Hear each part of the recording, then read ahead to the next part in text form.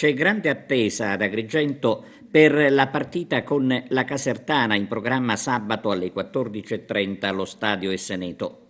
Sarà una gara che l'Acragas dovrà giocare con la massima attenzione perché servono punti per la classifica dopo la sconfitta di domenica che ha complicato anche se di poco la situazione.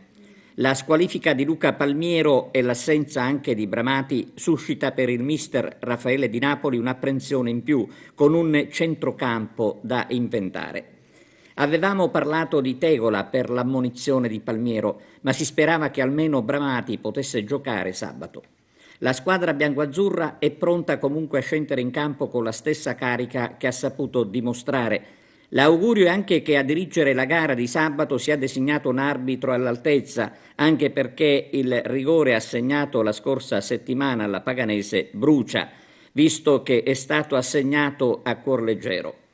Intanto sabato, per iniziativa della società biancoazzurra, saranno ospiti all'Esseneto i dirigenti e i tesserati del Canicattì Calcio. Sarà l'occasione per festeggiare il passaggio di categoria della squadra biancorossa. L'amministratore unico dell'Acragas, Silvio Alessi, consegnerà al Canicattì una targa ricordo.